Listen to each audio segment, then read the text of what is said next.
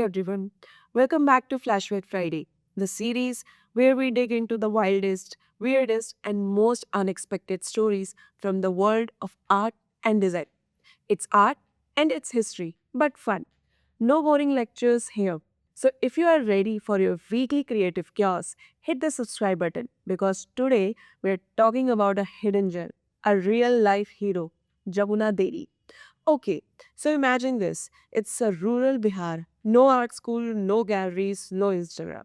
No concept of career artist because this story, it's not just about art. It's about who gets to make it. Here only the mud walls and natural pigments are seen, and women decorating their houses just like their mothers did. But not every house deserved to be decorative. Some were barely even looked at. Madhubani painting, the art from that got our hero famous, was traditionally dominated by upper caste women, Brahmin, Kaista.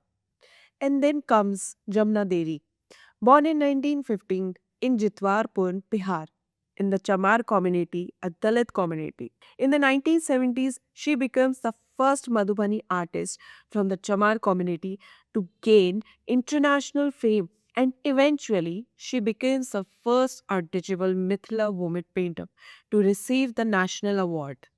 Let that sit for a second. In a system designed to exclude her, she becomes nationally honored. That's not just talent, that's a disruption.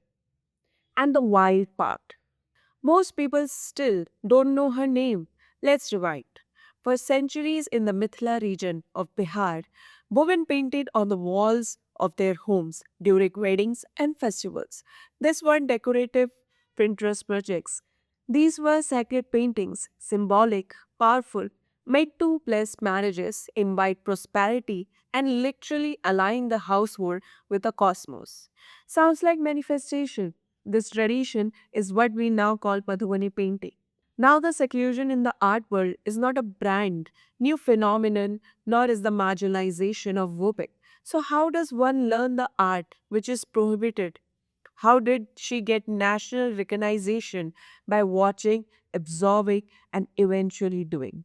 No formal training, no signature on the bottom corner. She belonged to the Chamar community but practiced the art that belonged to the Brahmins and Kaistas, which is important because different communities in Mithila developed different styles. All artistry from the Bharni Kachni, the one that's all out line work. Ant lines so compiling more for women than the rest.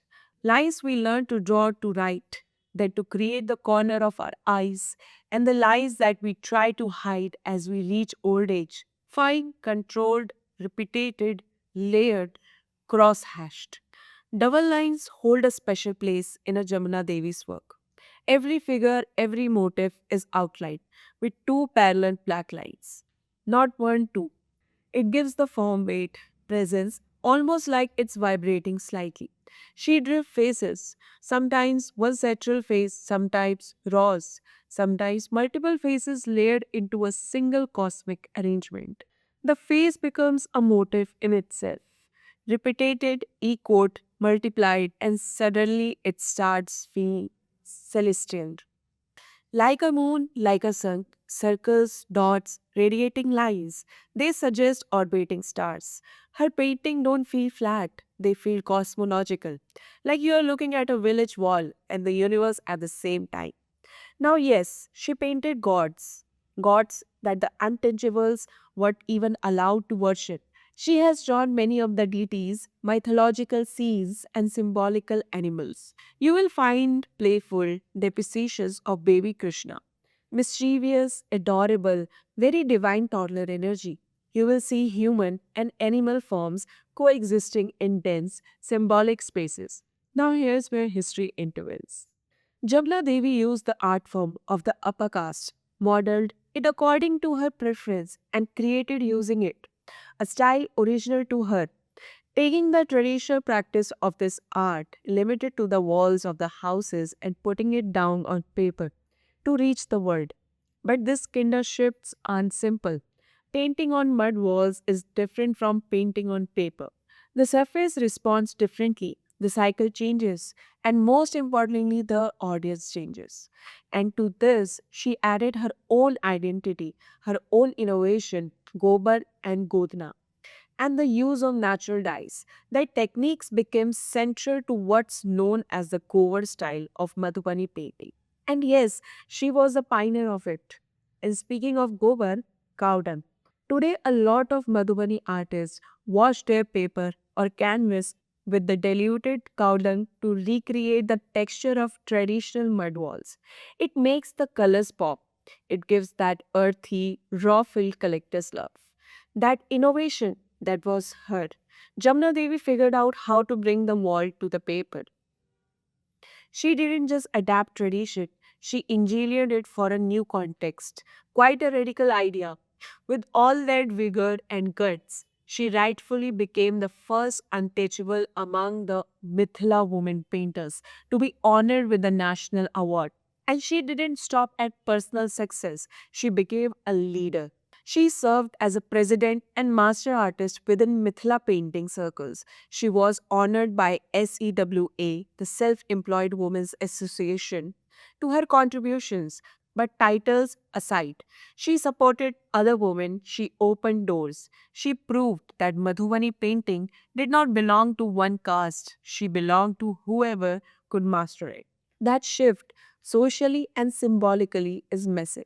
She passed away in 2011, but not her influence and her contribution. Every time you see a Madhubani artwork with textured, mud like backgrounds, that's her legacy. Every time you see those bold parallel outlines, that's her imprint. Every time artists across communities participate in this tradition, that's part of the space she helped expand.